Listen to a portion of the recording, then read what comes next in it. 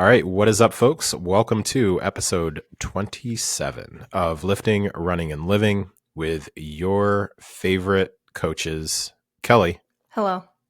Hey, and JK, that's me. All right, kicking off as we do always with updates on what we've been up to since we last recorded, which was a couple of weeks ago. So, Yep. Kelly, kick us off. What's been going on with you? Well, I really only have one major update because my life is pretty boring. But way to draw him in. Way to draw him in right off the bat. Everybody kick back and relax. Here we go. there's only so many times I can say my update is I still don't know how to fit in lifting to my schedule because I'm trying to climb more and run more. Oh my gosh. Okay. You're right. We'll just keep it to the main thing then. That's fine. Yeah, because that really hasn't changed. But my brother got married on Saturday. We're recording this on Tuesday. So congratulations, brother. Yep, congratulations to him and his new wife. They're in Cabo now for their honeymoon. Ooh, nice. Yeah, so it's been like almost a week of family stuff. But yeah, they got married technically in Dillon, which for those familiar with Colorado is just past the Eisenhower Tunnel, going west on 70. It's in the mountains. It was on a lake, beautiful views. Yeah, it was a lot of fun. As weddings go, some things went wrong, but not like too wrong. But everyone was very stressed leading into it. When you say some things went wrong, were they wrong because of you knew that they were wrong because of your level of involvement and proximity to the couple, or it was clear? Because of my involvement. Like certain things. Now you got to give an example. So the day of the wedding, I was talking to my now sister-in-law, and she was saying that the day before, all of her flowers were supposed to be delivered, and they sent her the wrong delivery. So they sent her somewhere else, and then since it was so close, they said they couldn't replace it. So then her sisters had to find a backup plan to make the bouquets. So if you're just at the wedding, you didn't know that, but yeah, you had no idea. Yeah. Okay. But that's ooh, very stressful. Oh man. Any indication that you have of what the flower company does from that standpoint? As far as I don't know. I'm sure this goes back to our AT&T cell phone conversation service. Yeah. Curious what the offer of compensation would be to start out with. I feel like they should offer a full refund. Yeah. Unless there's a non-refundable deposit kind of thing. Yeah, interesting. Because it's she didn't get what she needed. Yeah. Yeah. Wow. So that's nothing like adding stress to what is typically already a pretty stressful day. Yeah. Yeah. I am happy that we did not do something as big as they did, but it was perfect for them. Yeah. Yeah. Well, that's awesome. Well, congrats to them. Yeah. Weddings can be a whole debacle. It is. I do always find it interesting though, when it comes to whether it's wedding planning, any sort of event, like the harmony between sweating the smallest of details, and then in an instance where something doesn't go the way that you initially had it planned, the overall result of the impact that it really didn't necessarily have on the experience, I guess, for the guests. Yeah. You never know. I'm certainly not trying to downplay the flower thing. I think we've all been in situations before where there's stuff, whether it's you're hosting an event or something like that, and something falls through. And then at the end of the day, people are like, yeah, 5 stars. I loved it. It was awesome. And in the back of your head, you're like, yeah, but it could have been awesomer if this thing had, Yeah, if it had worked out. My smoke machine. If you had seen my smoke machine, it would, I used to DJ, so I totally remember. Yeah, that's right. Yeah. Ooh, and hint the word awesomer. Oh, something yeah. We're going to talk Later, about. Hey, we'll talk about. Cryptic. I think the biggest thing with the wedding that we were all nervous for is it's spring in Colorado. It thunderstorms or rains every single afternoon, and their ceremony was starting at 3. And so we were all like getting ready in our condos and whatever. And at 1 p.m., it was like not downpouring, but it was dark and raining. And we were all like, oh no, because it was outside. The ceremony was outside at a campground. Wow. And then like the reception was under a pavilion, but it was still like there were there was siding on it, but it was like the flappy sides. So Okay. Yeah. it wasn't like enclosed, but it all worked out. The sun came out. A lot of us got sunburnt instead. Yikes. Okay. Yeah. So it all turned out all right in the end then. It all turned out all right. And then apparently my brother and his now wife, on their drive back home, their car broke down 45 minutes from home. Oh. Yeah, so then they had to get towed. Oh, man. Yeah. And that was the night before they were leaving. So this was Sunday night. They were leaving for Cabo in the morning on Monday. So it's just a lot. Well, yeah. I hope that they are maxing and relaxing right now. I hope so too. I haven't heard from them, but that's to be expected, I suppose. All right. Yeah. Well, I mean, it's honeymoon. Yeah. Do your thing. Yeah. All right. And like in Mexico, maybe they didn't activate a phone plan. I don't know. Just hope they're enjoying themselves. Yeah, I'm sure they are. Hopefully the vehicle will be taken care of. Yeah, that's going to be a problem for next week. That sounds like a post-honeymoon problem. Yeah. To be fair, my brother's car has been breaking down for months. So this wasn't like... It wasn't like a shock. Unexpected. Yeah. Okay. It was kind of a shock that it made it out to Keystone in one piece. Gotcha. That's totally fair. Yeah. I could totally relate to that. I will drive a vehicle until it just absolutely tells me no. Yeah. Yeah. Okay. So. All right. Anything else going down? Not really. Well, I guess it's getting hot here. So I'm doing a challenge with my athletes next week called a morning challenge, where we're all trying to get our runs done in the morning. Before the heat really gets there. Yeah. What would you say is average hotness right now? This week it's up to the 90s. So that's what I mean by hot. It's been last week was 80s, and that was the warmest it had been, and it had been like 70s before, and that's like fine. But yeah, like I went running at like 8 this morning, and it was already 70, and I was like, oh no, it's coming. Oh, wow. Okay. I need to get out earlier. Colorado, humid? Not humid? Not humid. Usually not humid. Okay. Yeah, we have the dry heat, which is nice, but totally the sun opposite here in Central Illinois. Totally the opposite here in Central Illinois, like the Midwest. Totally opposite of where I grew up too. But the being closer to the sun when the sun is out is like, it's not the same as humidity, but it does make it worse, like the heat. Gotcha. It just feels more intense, but definitely not like humidity. Are you in the zone where the cicadas are currently out? Yes, we are. We are zone adjacent. Yeah, we're zone adjacent. So we are. So we're in Central Illinois, and I would say right now they are primarily just slightly north of us. Like there's about an hour and a half north of where we are is Springfield, Illinois, and that's supposed to really like get hit pretty hard. I haven't heard a ton as of yet. And when I say heard, I'm basically talking like if somebody that I know who's in that particular area posts something on social media. I'm not like going out to try to search to see like Cicada Watch 2024, like where it's at. There's probably an app for that too, where you can like tracks the cicada swarm. But I know, or based on what I've seen, I haven't seen a ton yet where they're like swarming there. However, an hour and a half further, south. Springfield is south. Sorry. Okay, that so makes more Springfield sense. is in, because Chicago is north. Yeah. So basically to get to St. Louis or Chicago, you basically just go up and down 55.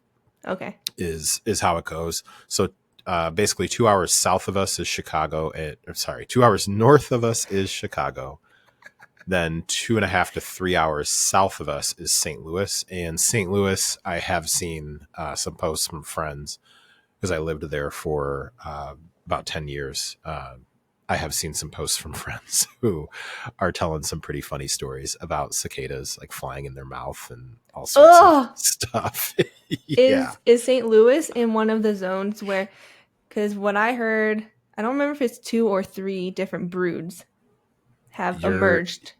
Yeah, you're asking questions that are on a level of involvedness that I've chosen to distance myself from. That's fair.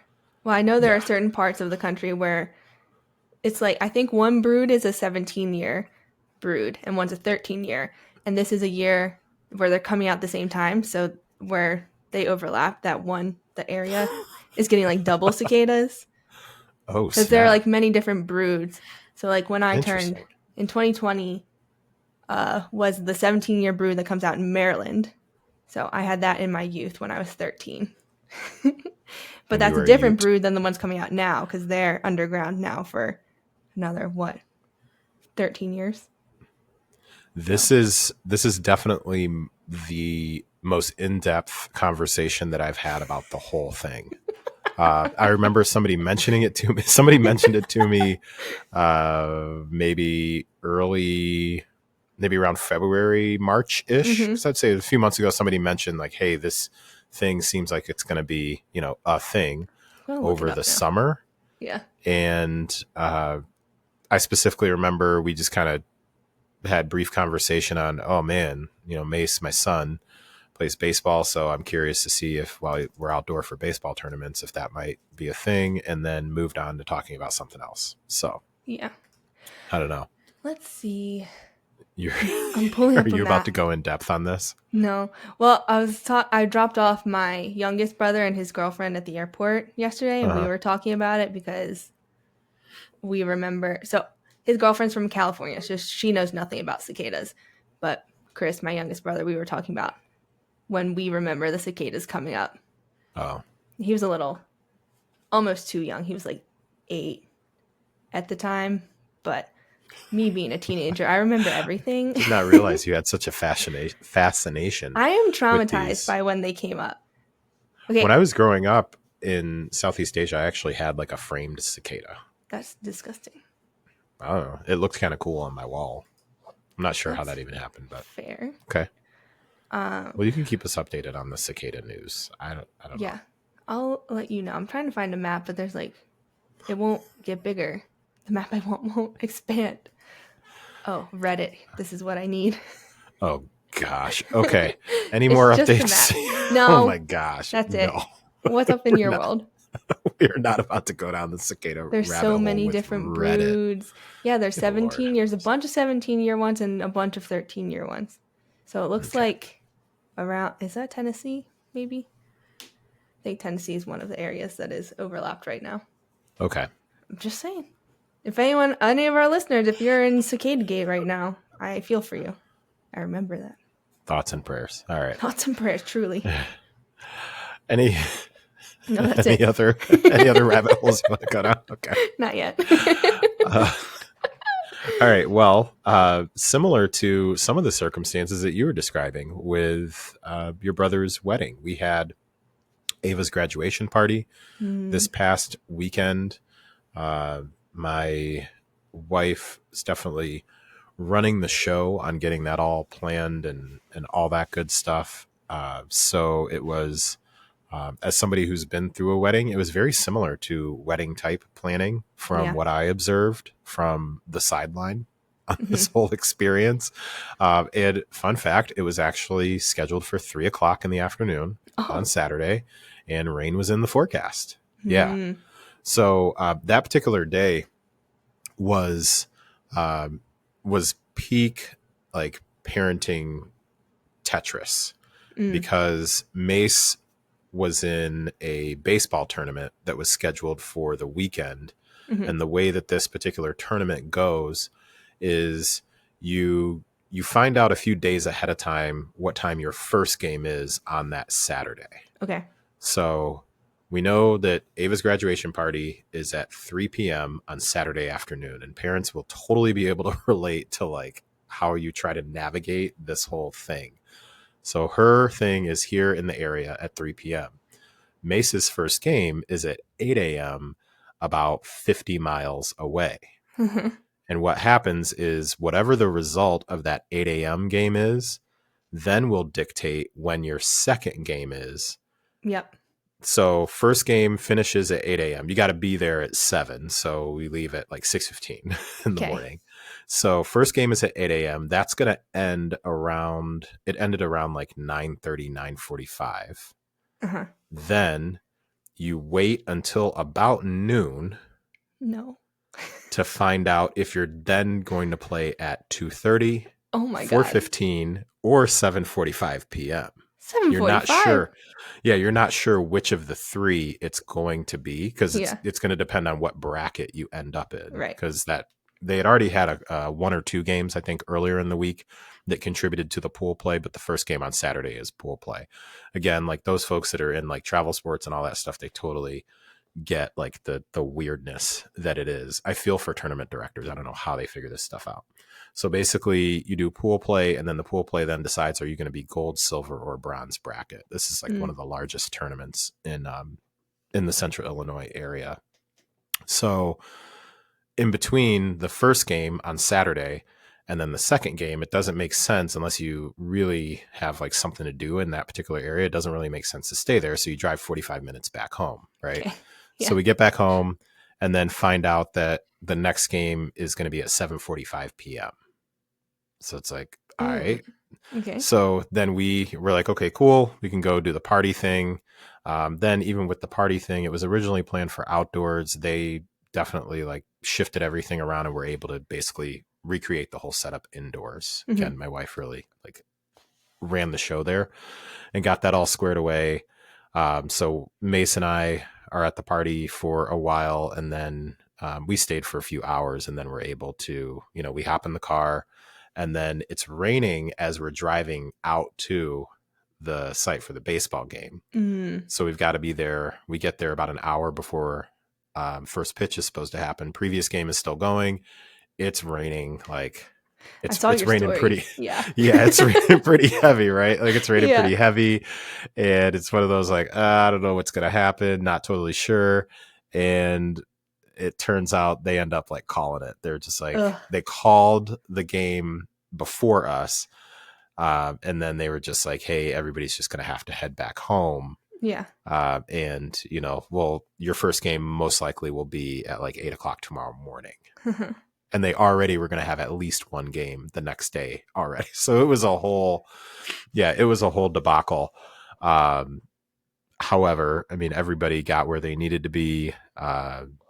Event went really well. Again, like, congrats to my daughter on a successful high school career. And so now just navigating that transition coming up in just a couple of months here to transition into University of Alabama to study nursing. So that's what's going on there as far as like family wise. And then from a just general fitness and health and fitness standpoint, one of my biggest things that I was focused on for the month of May was being consistent with still getting in an average of about 10,000 steps a day with all of the different kind of avenues that I've got going on, both personally and professionally. I am finding a lot more time in a seat, whether it's sitting in a vehicle driving or sitting in front where I am right now, whether it's, podcasting or programming or having conversations, whatever it might be, just a lot more. There is definitely a lot more intention. Ooh, that could be an idea. Attention and intention. A lot more of both of those things that is required to be consistent with getting in a good amount of movement. So that was my focus. One of my focus areas for May. Finished out with a little over, my average was a little over 11,000 steps a day for May, which, if you recall, I had a decent amount of travel during that particular month too. Yeah. So, and those weren't short trips. We're talking, 600 to 700 miles. I know how much you love my mileage It just makes estimates no instead of sense in time my in the brain. car. All right. Well, on average, a drive that's one way somewhere in the 9 to 10 hour range. Yeah. That's better for you. Uh-huh. And I did that, I think, about 4 times during the month, somewhere around there. Yeah. So considering that plus a decent amount of seat time, I'm pretty happy with that result. So going to run it back in June, but bump the intended goal up to 11,000 or more. So even though I finished out May slightly above 11,000, some may think, oh, okay, well, you already hit that, so now raise it even higher. And also in looking at what I know so far about the month of June, it will take just as much, if not more, intention to hit 11,000 again during the month of June. So those are that's one of my focus areas. Also, just doubling down on being intentional and paying attention to hydration. So I've got like a water target that I'm trying to hit, and then being intentional with paying attention to my reading. It's been pretty sporadic here and there. Yeah. So I have like a number of pages that I'm trying to read, that I'm intending to read each day, and then go from there. So those are my updates. That's what I've got going on these days. So A lot. does it seem like a lot? I mean, I have more context. Oh yeah, about your life. That's fair. That's fair. So, you know what, that tracks. Yeah. That's fair. Even just with the travel alone, I feel like it's a lot. Yeah. Yeah. I don't know. Does it seem? So to me, from my perspective, it seems like trying to keep it super simple. Yeah. Like to me, I would think that somebody would look at that and be like, okay, well, make sure you get in some steps, you drink some water, and you read, right?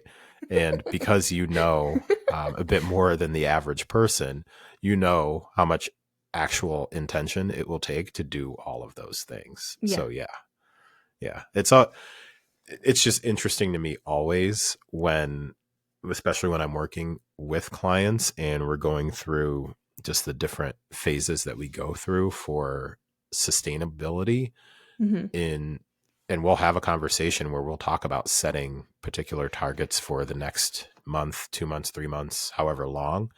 And they'll, sometimes they'll just say, yeah, it doesn't really seem like much. I'm like, okay, well, it's kind of similar to is it similar to how you may have just like assessed it? I'm like, we just spent the first 45 minutes of this conversation talking about all of the things that you are currently trying to handle. And if you think this is going to be a breeze, like, cool, I'm happy to be wrong. However, you know what I mean? It's like, yo, you got a lot going on. So it typically does not fail that then a couple of weeks in, they're like, oh yeah, I'm glad we didn't try to shoot for like this sort of like whatever goal, you know? I got a conversation with somebody and we were mapping out a couple of things for targets for a next particular time frame. And that was one of the things. I was like, hey, let's look at, let's say 100 ounces for water, like getting 100 ounces of water. And they're like, oh, I could definitely do a gallon. And I'm like, okay, well, you could.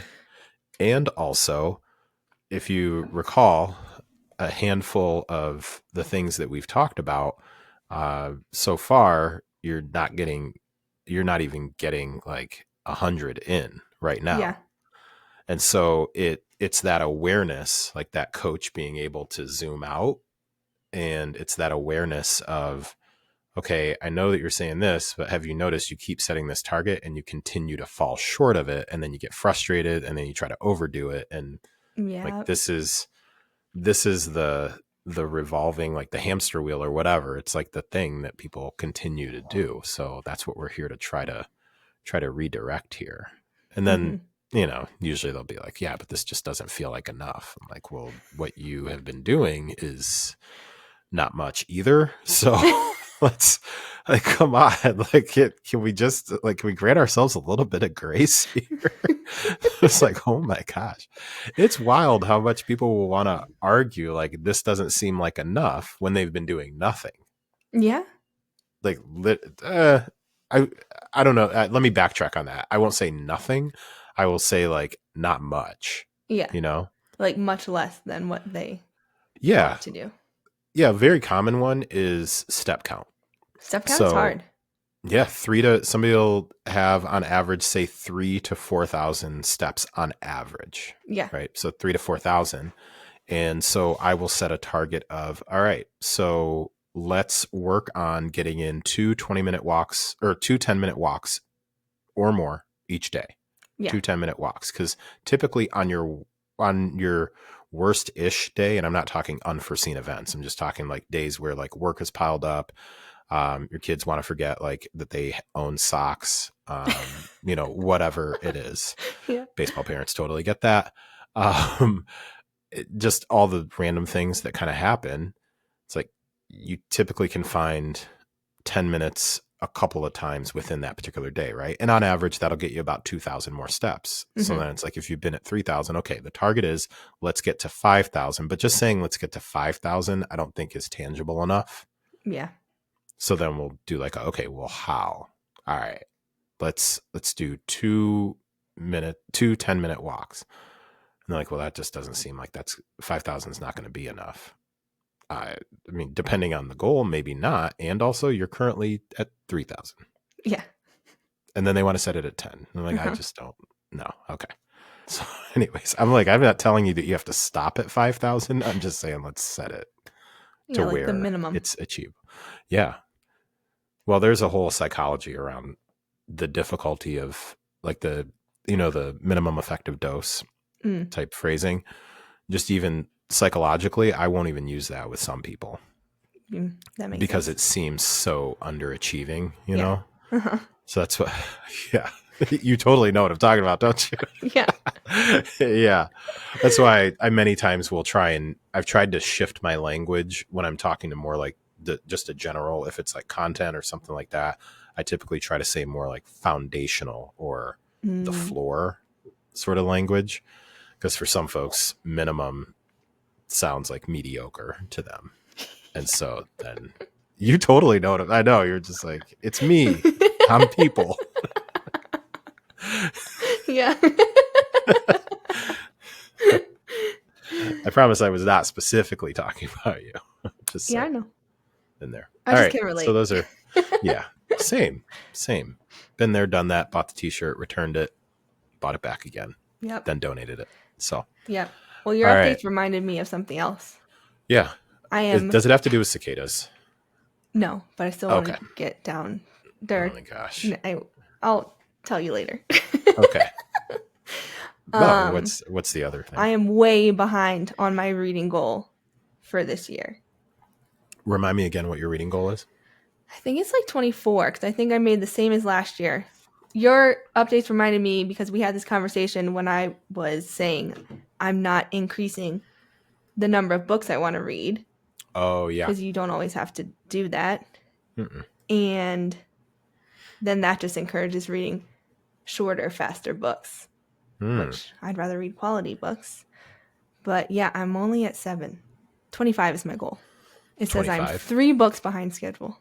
All right, we'll go into our topic in just a minute after you answer this question. Yeah. When I say, let's adjust that goal. Yeah. Or actually, let's use a specific strategy to get to 25 books. So I would throw out a strategy of, first thing that came to mind is reading X number of minutes per day. How does that make you feel? I already do that. Not a certain amount of minutes, but I read every night before bed. It's usually for at least 15 minutes. Okay. Depending on when I get in bed. I'm not really tied to this goal. I don't feel a certain way about being behind. This is, I could turn this into a whole thing. So it does. Okay. I'm just, oh man. So it's something you hope to do. I mean, it was just like an aspirational number. But the more important thing is that I Right. read. To me, is that I read every day. Okay. Like, that's the habit I want to keep going. So it's less about like Okay. the number of books. It's just like that I'm continually reading something that I enjoy. So why state that the goal is to read 25 books if that's not actually your goal? Well, it was my goal in January. Oh, I thought you were about to say, well, it was my goal until you shot down my hopes and dreams. That's No. definitely not what I'm trying to do. Well, I just like You setting see the what I'm goal in saying, though? Goodreads. Yeah. Oh, okay. I mean, Okay, now it seemed more feasible, like 2 books based on what I did last year. It Mhm. seemed like, okay, this is a doable goal. But I've gotten some books this year that, I didn't like as much as books last year. They're slower Yeah. paced. So, I think there's something there with the aversion sounds like super judgmental because it is. With choosing the result versus the consistency of the process. So, the app doesn't let you do consistency of the process. right. So, what I'm saying is you're letting the app you're letting the app, you're picking that thing because of a structure versus what you actually want to do. I don't think it's that deep. I'm making it that deep. It's not that deep. I'm just saying. All right. It's just a fun thing to do, to track all the books I read and have a All goal. right. I'm just one of those people. If I state that something's a goal, it's a goal. I mean, it's still a goal. I still have half the year. You don't know. I could read 5 books this month. Oh, I'm not saying that you're not capable of it. That'd be dumb. Yeah, that'd be dumb. I'm not that stupid. Not that stupid. I need to find, if anyone out there knows, shorter thrillers. The thrillers I've been reading lately are like 400 or 500 pages, and it just takes a while. Yeah.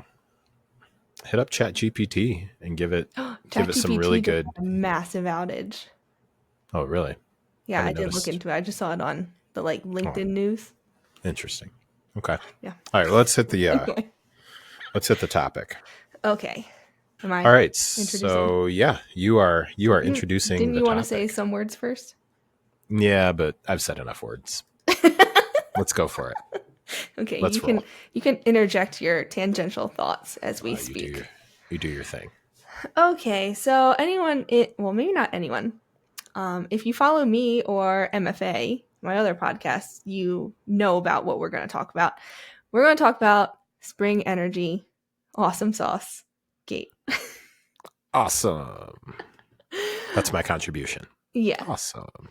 So I have a whole episode about what had happened up until 2 weeks ago, I think. I'll link that if anyone wants to listen to the whole thing. But essentially, Spring Energy is a sports nutrition company. They started in, I don't know when they started, sometime before 2020. And their whole thing... I'll check that. Okay. Go for it. Their whole thing is like all natural ingredients. This is better for you than the sugar gels, sports nutrition kind of thing. So that's like their stance in the running world. And in, I think, 2021, they released a high carb gel called Awesome Sauce. That's basically a glorified applesauce. And it claimed to have 180 calories and 45 grams of carbs in a very palatable consistency, taste, everything. It was a really good option for fueling. 2014 is when they started. Yep. All right, so 10 years. So everyone, go ahead. Quickly to interject, when you say it was basically a glorified applesauce, did you think that at the time? I've always thought that. Okay. Because it's like the texture resembles applesauce. It tastes like applesauce. Okay. But there's like rice and other ingredients in it. Gotcha. So it's like a beefier. Allegedly. Everything in this episode is allegedly. Allegedly now. We do have some confirmation on things, but yeah. So this was exciting because if you know about fueling for running, lately, I guess in the past year or two, it's become people have been pushing more carbs per hour to help you perform better. So it was a big deal that a 45-gram gel hit the market. It tasted really good. It didn't really seem to upset people's stomachs, which now we know why. Because if you're not used to taking in more carbs per hour as you're running, you can get a lot of GI distress just because it's harder to process fuel as you're running due to the jostling and like lack of blood flow to your gut and all of those things. So it was very exciting to have this option. And then a lot of people chose to fuel either strictly with awesome sauce or like they went like what I did for my 50 miler was I alternated precision with awesome sauce. So every hour I was taking an awesome sauce, but I also had another gel, thank God. And I guess about, let's see, a month or so ago, someone posted on Reddit that they did a dehydration experiment because they had suspicions that awesome sauce was not all it cracked up to be. And the gel that they had dehydrated to 16 grams. So there was no way there could be 45 grams of carbs. Otherwise, the dehydrated solid would be at least 45 grams of weight. Okay. So that's where it all started on Reddit. And then some other people did their own dehydration experiments. A diabetic did an experiment with like testing their blood sugar and comparing it to like other foods they know and comparing how much their blood sugar spiked to try to like deduce how many carbs are in it. And all signs pointed to awesome sauce really has like 16 to 20 grams of carbs, which is less than half of the stated values. Because it was Yeah. 45, 45. right? They Yeah. said it was 45. Okay. Yeah. And then last week, Jason Koop, who is a well-known ultra marathon coach, had samples sent to a lab and he got the results back. And I believe they were 18 grams of carbs came back. Yeah. For for that particular product. For the awesome sauce product, yeah. And like 70 or 75 or 80 calories, which is really bad. Yeah. And there's another GoFundMe that has samples sent to a lab and it has a bunch of other companies as well. So we're waiting on those as of Tuesday, let's say June 4th. We don't have those results yet. But a German running company also sent some samples to the lab and they got like 16 grams of carbs in whatever batch they sent.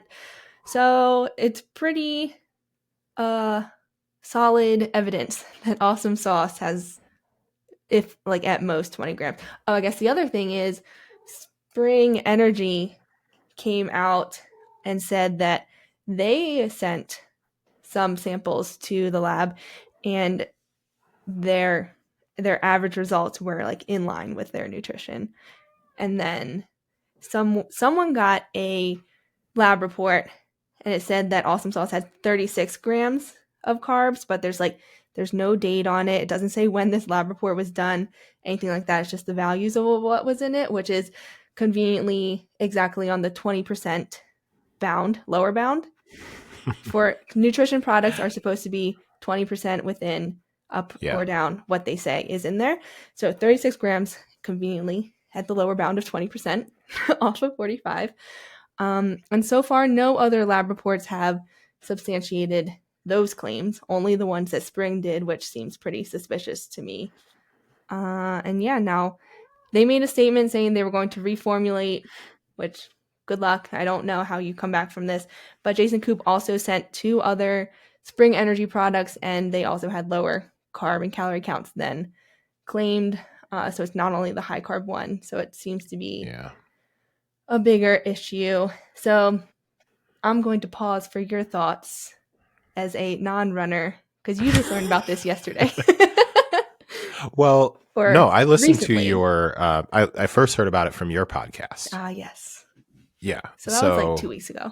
Yeah. So you were breaking news on this. So as the non-runner of this podcasting couple here, when I listened to your episode, my first takeaways were, okay, like, that definitely, that's weird, or, that sucks.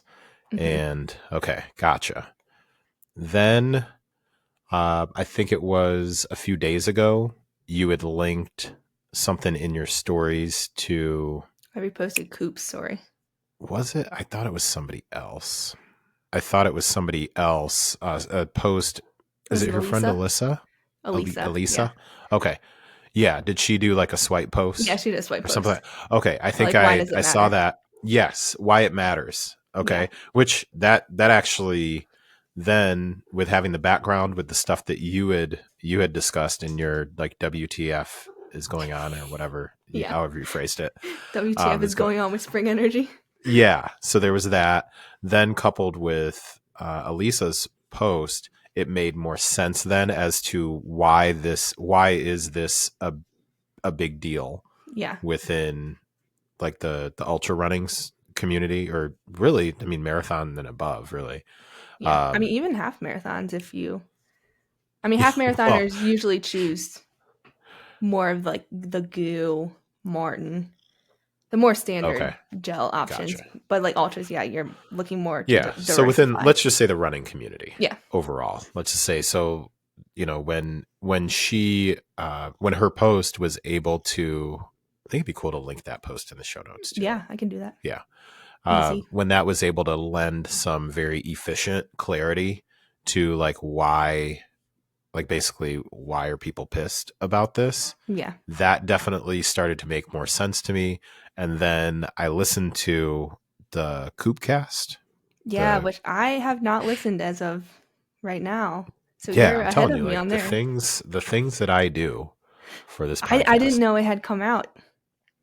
I didn't know he did a podcast on it. Yeah, it just came out as of, let me see, we're recording this on the 4th. It came out on Saturday, which was the 1st. Yeah. So that came out on June 1st. To be fair, I was preoccupied with a wedding, so. Yeah. Well, that's all good.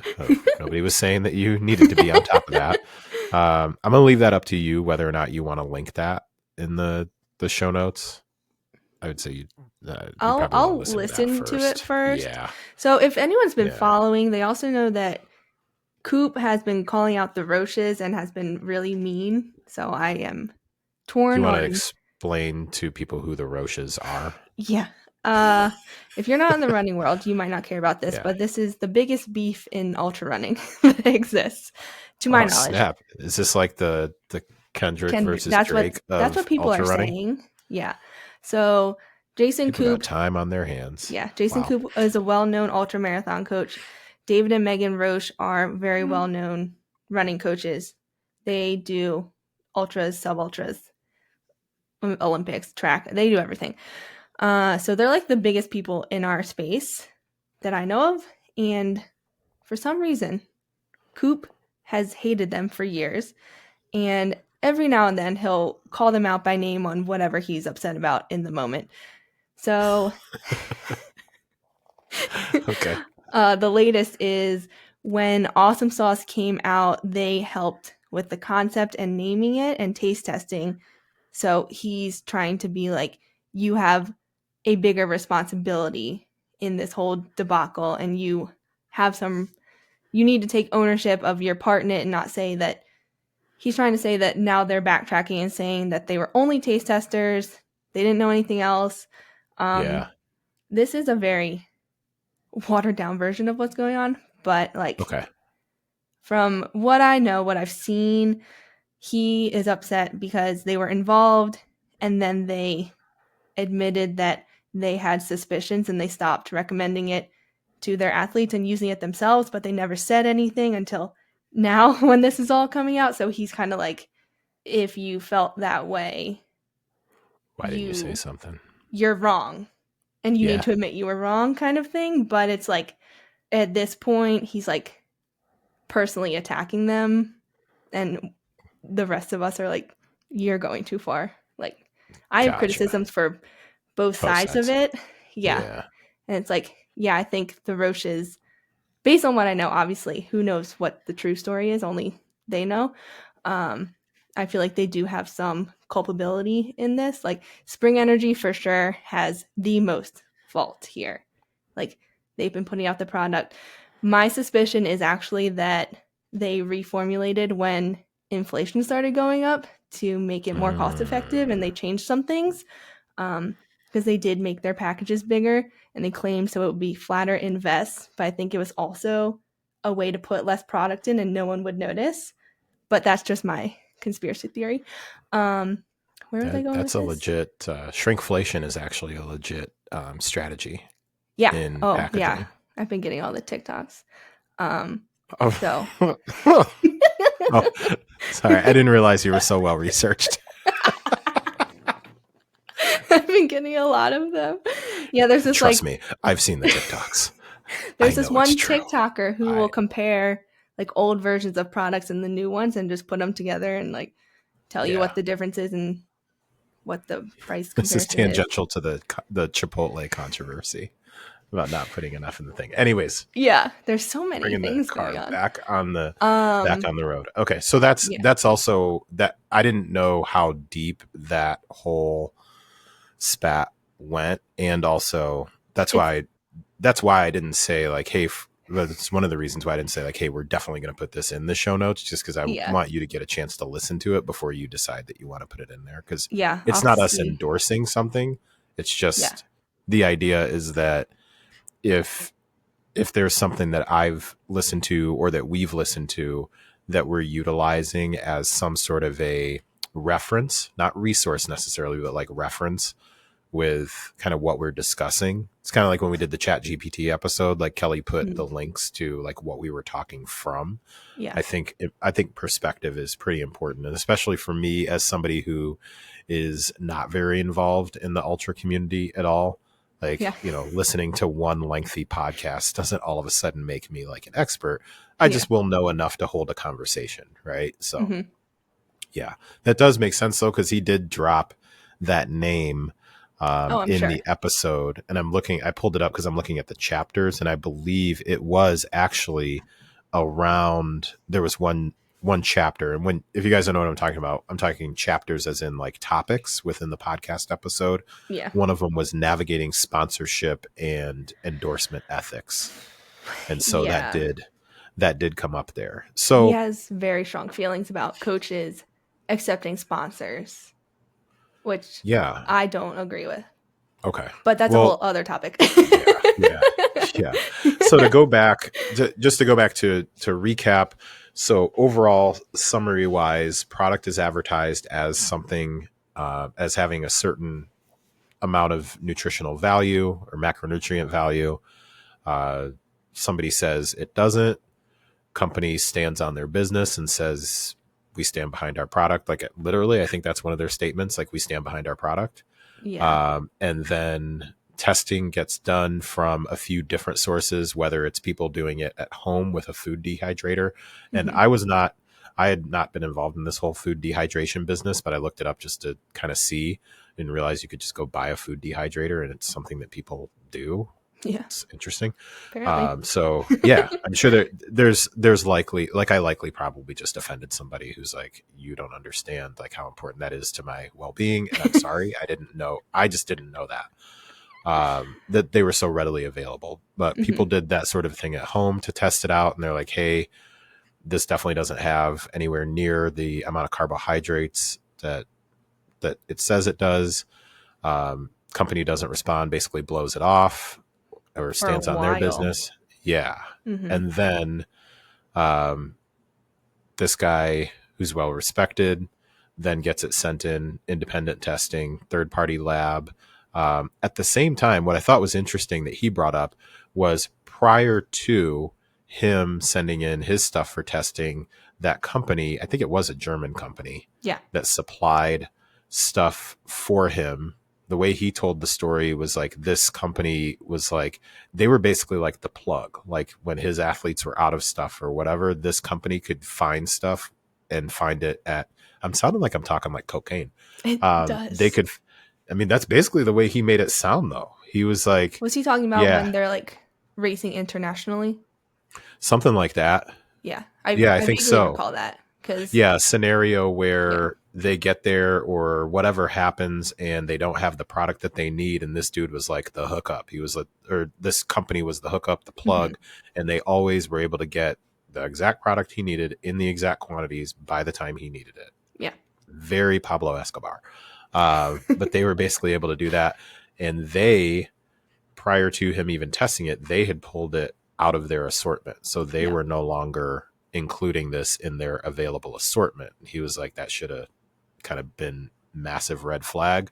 And still, he said Spring Energy didn't respond. And so then now we are at the point where then it comes out that so far multiple tests of that particular product, like that awesome sauce, is being basically was mislabeled, whether it's intentional or not. I'm sure somebody will develop a podcast series on it at some point and be able to really dig into it. It's a really good podcast I like called American Scandal. Hopefully it'll be on there. Cool. What really, and this is where I'll throw it back over to you. Okay. What really hit me and made it relatable was when, on this particular podcast episode on the Koopcast, and this is probably something you've already been experiencing from the Reddit posts and all that stuff. It just made more sense to me now and sitting down and listening to it, because he got really emotional about the whole thing.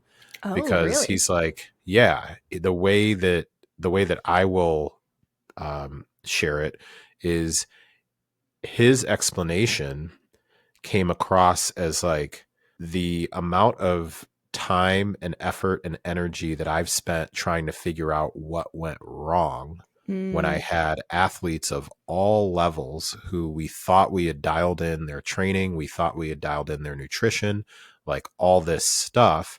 And so I, as the coach, am taking responsibility for like, hey, I screwed up. We should have done this differently. We should have done that differently. And as a coach, you get it, like, especially in a business like yours that's very event result driven. Yeah. Like my business is very different.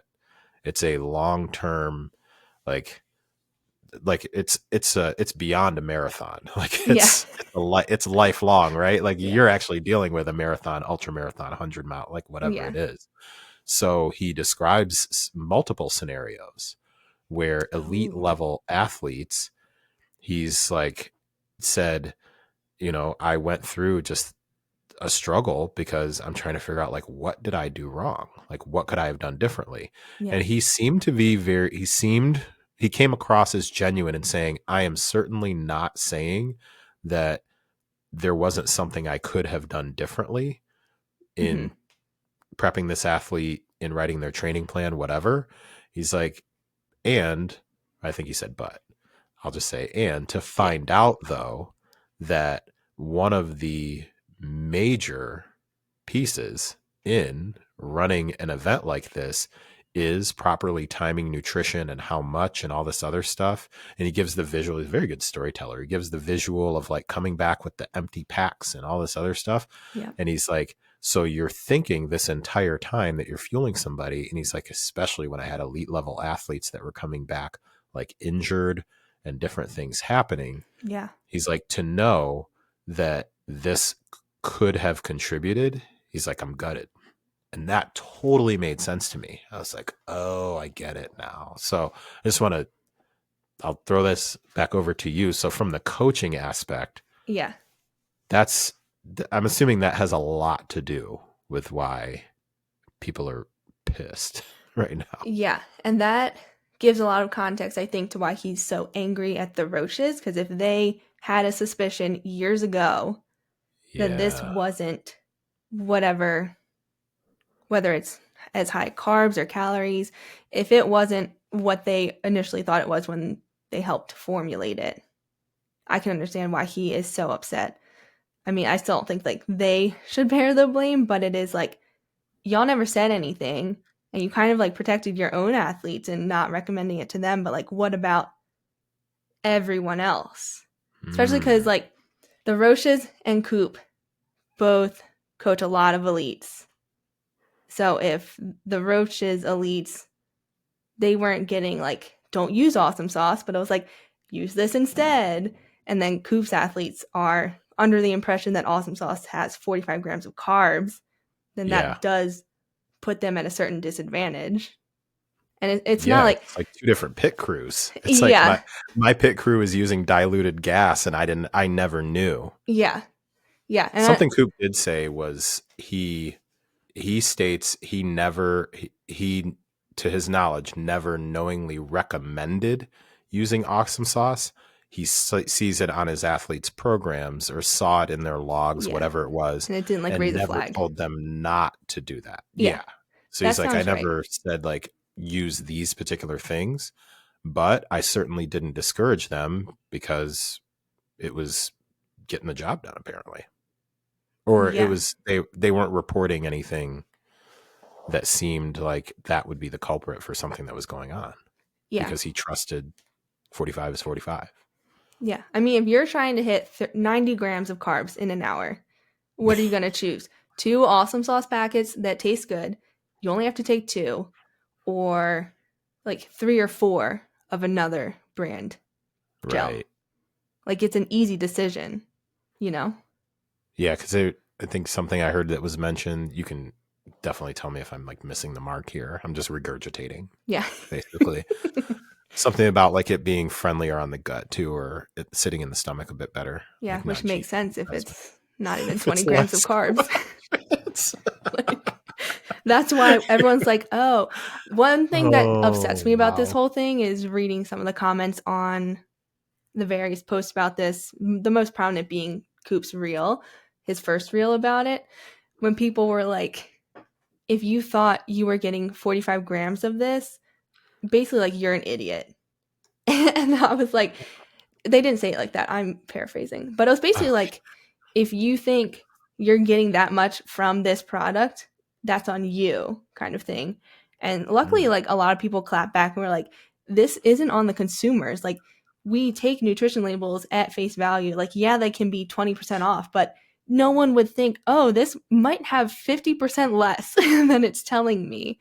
And like, just because 45 grams of a more straight sugar yeah, concoction doesn't sit well, that isn't to say like an applesauce kind of thing wouldn't.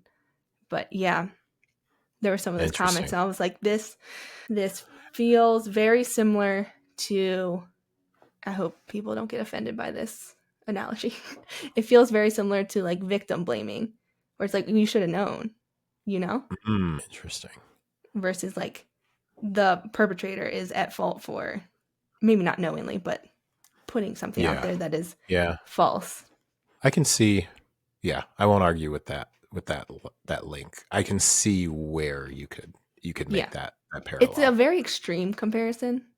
Obviously, we're talking about like applesauce and fueling, Yeah, um, but what you yeah. brought up, like, it's a big deal. One, because for ultras, we do try to dial in nutrition as much as possible. So Right. if I'm telling someone like try to get at least 60 grams of carbs, and 45 of those are coming from spring, then they are vastly underfueling for, if it's a 100-mile or more than 24 hours, likely. Yeah. And a lot of people who have gotten injured have now wondered, like, is this because I've been unintentionally underfueling on the run for so long? Because it's such a big part of my fueling plan. So obviously you can't Man. say either way, like, what causes an injury, but underfueling definitely contributes, especially if you think you're fueling more. Yeah, And this definitely feels like class action lawsuit coming yeah, and the other thing just for the is sake of doing it. one gel is almost $5 now. So that's the Yeah, I other saw reason that. people are pissed, because it's like, I can go to the supermarket and buy an applesauce for like $1. And you're Yeah, I essentially was giving me gonna the say same thing for $5. I get those go-go squeezes. Yes.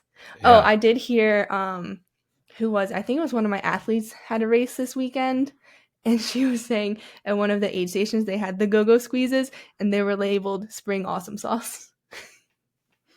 Wow. uh, Man, that's yeah, there's a lot that can be unpacked there. I do think that this this is very I don't know. This I think is possibly an extreme example and also likely not a complete like one-off yeah. in just a reminder that food labeling can be off. And we're talking also, was this labeled as a food product or a supplement? Food product. That was one of the first questions that Okay. Elisa asked me. because she had the same line of thought because supplements are not Right. There's regulated no regulation there. versus food products. If it says nutrition facts, she said, then it has to be within the 20% Within bounds, 20%. and it says nutrition facts. Yeah. So then the question becomes, okay, well, what process has to happen in order for a company to be able to label it that way? I have no So idea. like if it's so if it's something that's regulated by the FDA, yeah, then I think it is. What does the FDA require for a nutrition company to be able to print that on the nutrition facts? Or is it more, I don't know, or is it more of a after something happens, then you have to prove it sort of a thing? That's You a know what I good mean? question. I don't know how I that don't know goes. the I do process. know in the supplement industry, though, there are particular third-party bodies that are trusted in terms of like making sure that products like supplements aren't contaminated. And when I'm talking contaminated, I'm not talking contaminated like with rat poison or something. I'm talking like would pass for athletic events. What am I talking about? Informed sport, is that one of them? Are you talking about like drug testing stuff? Yeah, it would pass for drug testing. Yeah. So Like for no example, banned in like, substances. yeah, that's what I meant. Okay. I think Informed Sport is actually one of the names of the It might be. It organizations sounds kind of familiar. that does that. Yeah, Safe so for Sport that's is the okay. Okay, stamp they get if they're that is interesting. I did also can't remember what video it was that I watched. It might have been the one from the Marathoner's Handbook. I'm trying to make reference to where I'm coming up with this stuff. It might have been on that one where they had brought up that either some influencer or coach, let's say somebody within that circle, had their name had been brought up in like, hey, so and so, like you've been recommending this or you're sponsored by them. You know, what do you have to say? And then the person said, like, I'll Sage? admit, I have no idea. I know that the response was something along the lines of, well, I will definitely admit that I was unaware, I wasn't involved in the formulation of the product itself, which that's pretty standard. Yeah. That an athlete and coach wouldn't be involved in the formulation of the product. I think that what may have gotten this person like kind of more into the hot water was they were like, I've never seen the process even itself or something. And then somebody came up with like a video of them walking through like some content where they were walking through like the manufacturing facility. And they were like, you mean like you've never, like, this isn't you? And it was clearly like some sort of like content piece or whatever, probably some like puff piece where, well, they didn't show it on the video. They just talked about it. I'll still have to. But I'll you can totally picture the scenario, right? Like everybody's got a hard hat and a white coat on and they're walking through the lab or walking through the factory, making it look like, and really they're just there for video or something like that. But it was a total like gotcha, basically, where they were like, you mean that particular trip? So that didn't work out too well. It does definitely bring to the conversation, like as a coach, when you are recommending certain things, like what responsibility do you then have in this process when it comes to recommending particular things? Yeah, I feel like that just makes it even more difficult.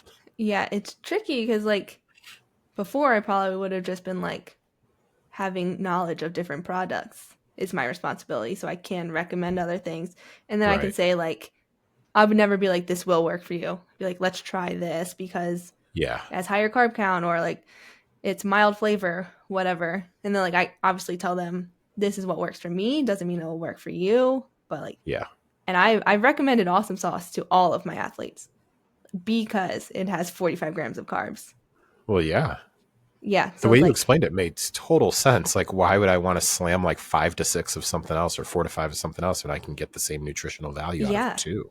Exactly. Yeah, that totally makes sense. This is similar somewhat to the controversy. Do you remember a few years back with Lenny and Larry's cookies? Do you remember No. this?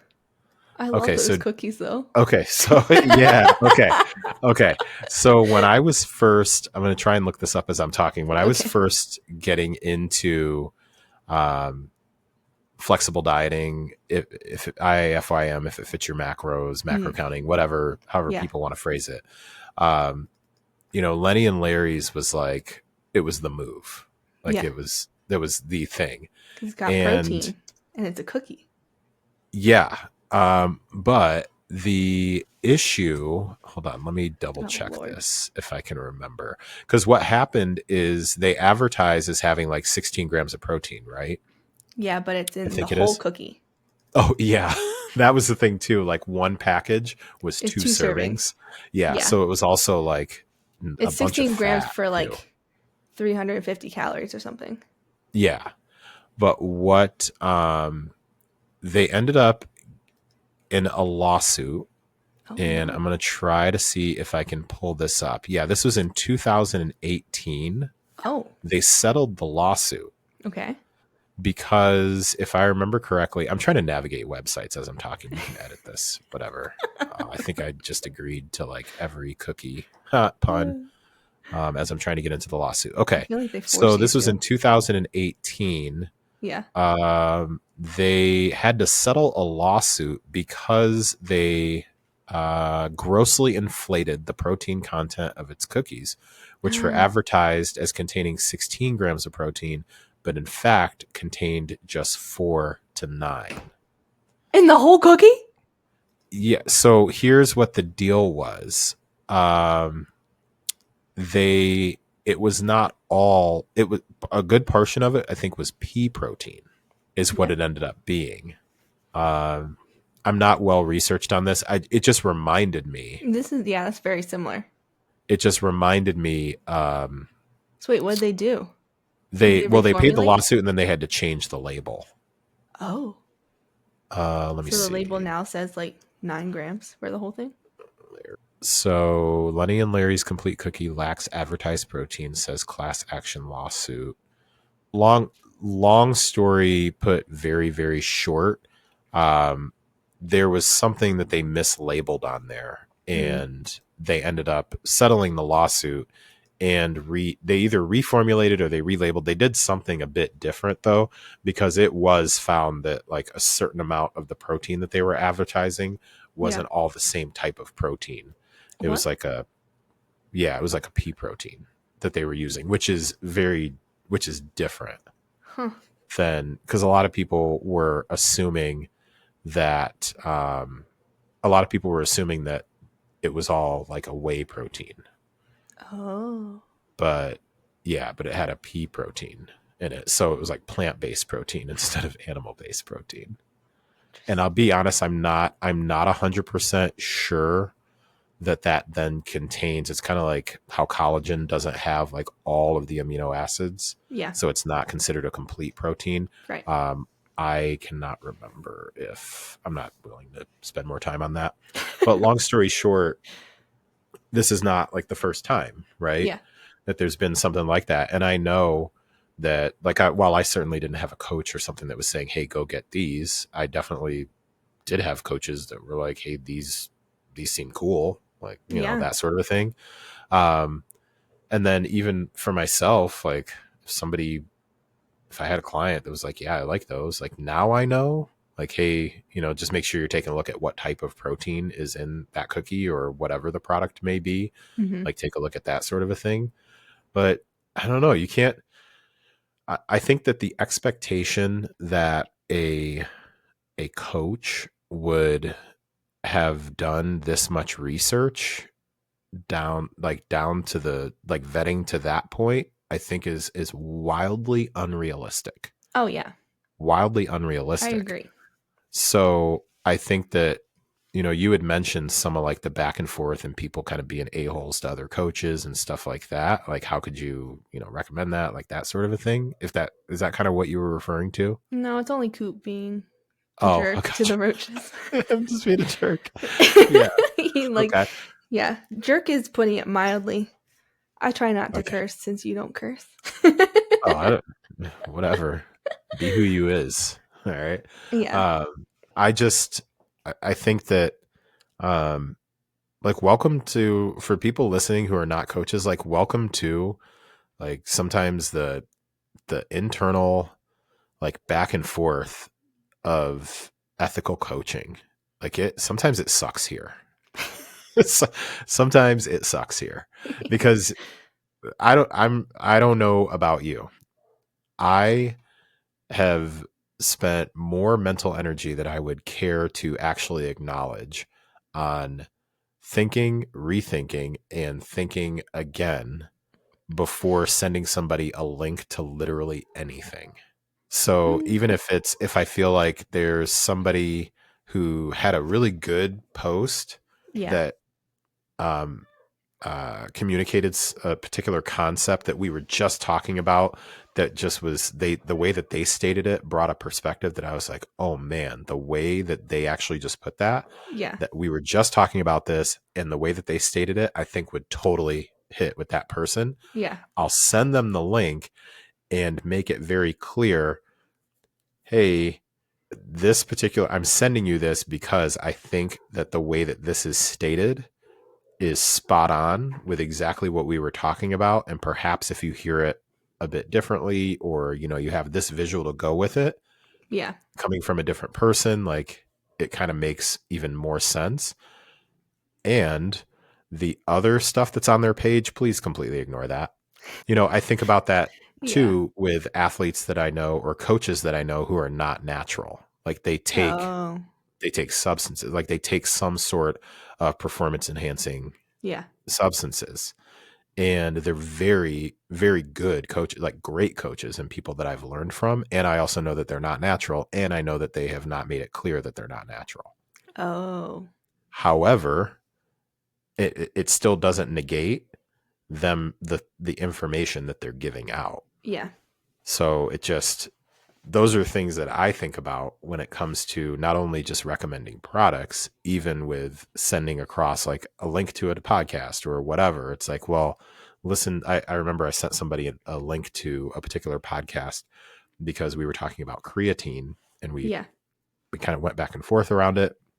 And I gave them all the information, and we talked about like their situation. And also, someone else had done this really well done, very basic, well thought out podcast that I wanted her to listen to.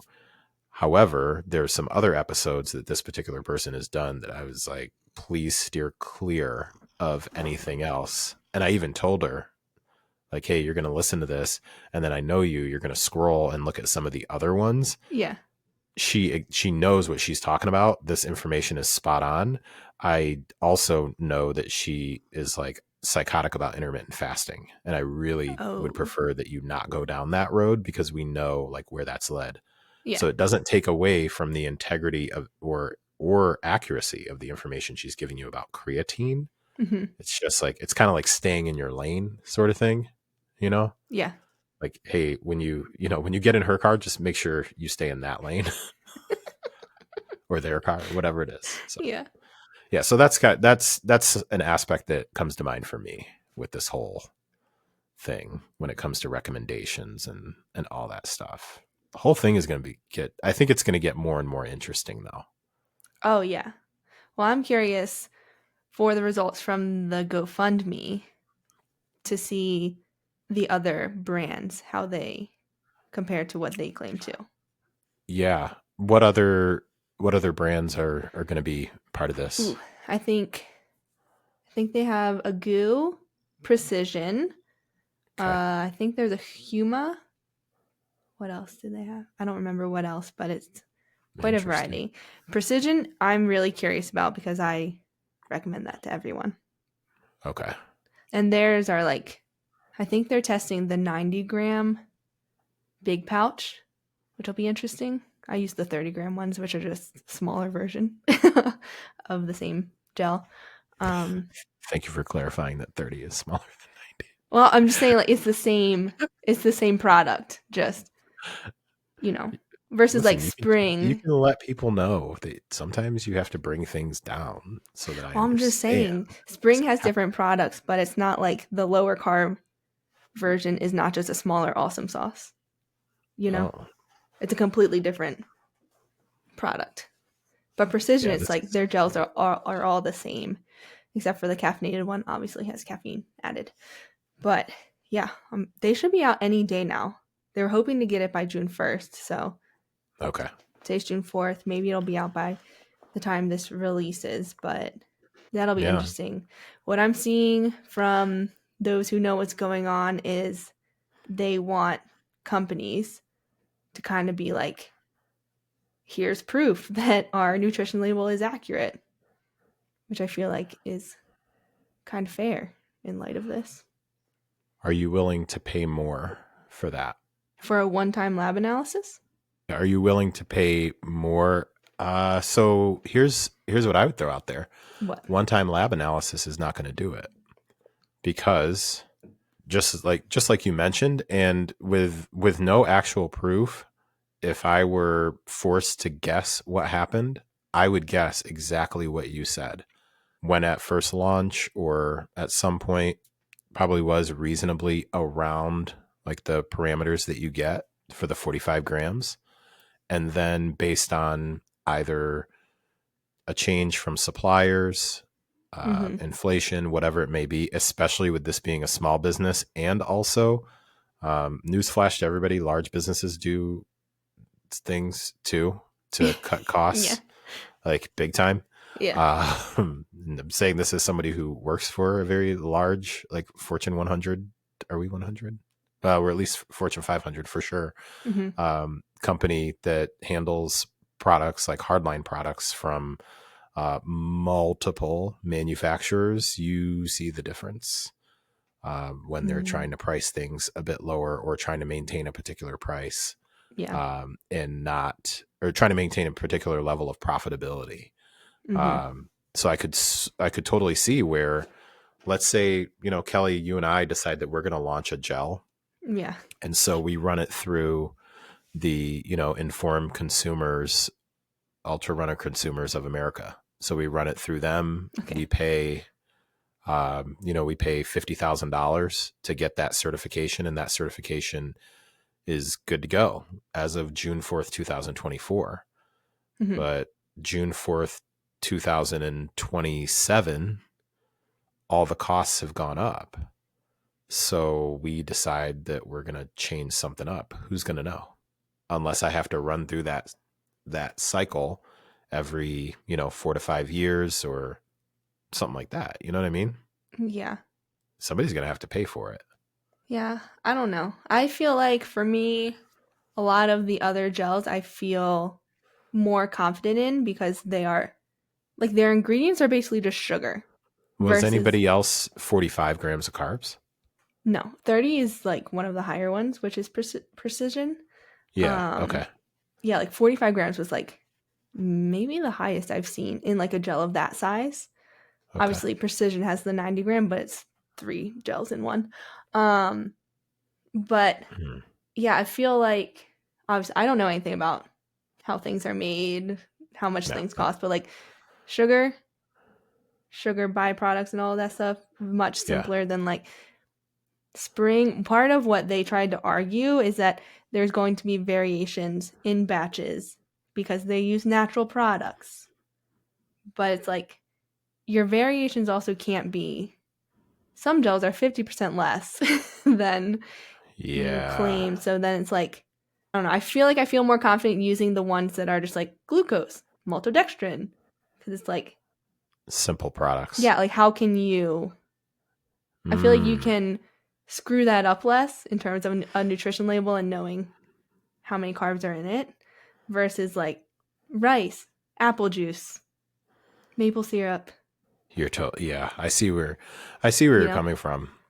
Yeah. I mean, at the end of the day, if I'm involved in something to that the result is going to be to that level of, pardon the pun, like precision, or the required output is going to be that taxing on my body, I'd be willing to pay a premium to ensure that I'm getting what I'm paying for.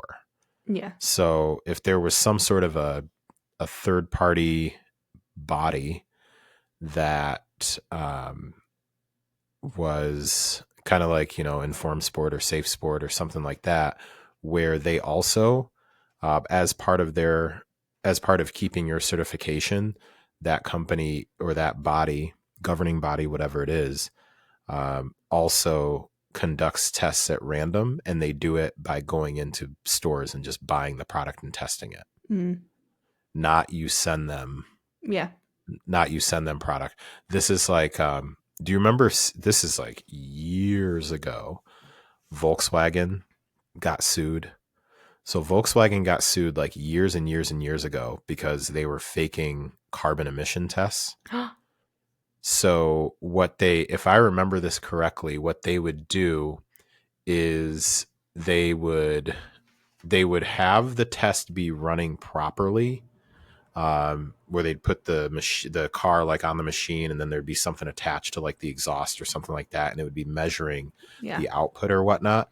But they would do it for just like a certain amount of time that they knew it would pass the test. Mm-hmm.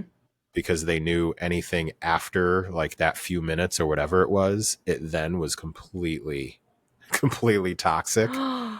And it was a whole, like, they had an entire like scheme and knew that was going on for years. That's crazy. And that's how but they would produce these test results that were like, no, see, it's totally like, it's all good. See, we're fine. Like everything's fine. Yeah. I think that's from the podcast American Scandal. That podcast is fantastic because they deep dive into everything. But yeah, at this point, you just don't know who you can trust, right? So yeah. Again, pardon the pun, like trust your gut. Pardon the pun. But this is, I don't know. Going back to what was communicated, what Koop communicated about, like what he is saying is one of the reasons why he's so pissed about it. With just, I could like feel the anger and the pain. Oh yeah. Because I could totally see that. Yeah. Where you're just like, man, like what did I do wrong? Like you're questioning, do I even know what I'm doing anymore? Because like this person got hurt and I swear I had this like down. Like you expect failures are going to happen. It's just when like, especially if somebody gets injured or starts cramping and whatnot, you start to get really freaked out. So you're like, oh God, what did I do? So I don't know. All right. Anything else we got on this one? I don't think so. Yeah. Maybe we should do an episode where we talk about should coaches accept sponsorships. Yeah. Let's we can include that in one. Yeah. My first thought was I don't have any sponsorships, so it's easy for me to have an opinion either way because I'm not putting anything on the line. You do have you have affiliations at least. Affiliations, right? Yeah. Oh, and also, through your group runs and things like that, like you have companies that sponsor or contribute, right? We had Garment at one of the group runs, but that was through Mac because she's an influencer and has brand deals and stuff. So. Oh. Yeah. That'd be a good topic to discuss. What? Then. But Mac's not a coach. You should discuss it. She's just a runner. Okay. I'm just thinking, because so you're specifically asking, should coaches, people who provide on like what direction. Koop was saying. Yeah. Because he has a very, very strong feelings about that. If you're a coach, you should not have any sponsors. And I have opinions that differ than his opinions. Does he have an episode on that or anything? Or is it just like there's content about it? You said he mentioned it in the 2-hour one you listened to. Oh, I mean, I didn't know if it was. I feel like he's mentioned it a lot. I'll look and see if there's. I don't know if there's a whole episode dedicated to it, but it's definitely in episodes. Yeah, I mean, it was brought up. Okay, yeah, we can include that. Or for the listeners, this will be a good wrap up here. Yeah. For the listeners, if you do have comments or ideas That's the word I'm looking for. If you've got ideas that you would like to hear us discuss, or whether they be lifting, running, or living, any of those combo, we've done a little bit of everything on this platform. We're open. We're open to receiving any ideas. I'm not going to say we're open to discussing anything. We're open to receiving different ideas. Like I am not open to a deep dive episode about cicadas. I'm not. I'm just going to be straight up. I mean, I feel like there's only so much you can. That's probably not true. I was going to say. You could go a lot of ways. There's so many different broods. Anyway. So many broods. All right. You want to let them know if they do have suggestions that they'd like questions, for show topics, concerns, where they can submit those? Yeah, you can. If you don't already, follow us on Instagram at Lifting Running Living Pod. You can DM us there or send an email to liftingrunnинglivingpod@gmail.com. All right, cool. So with that, we are going to call it an episode. Thank you so much for listening. We appreciate it. And we'll catch you next time. Bye.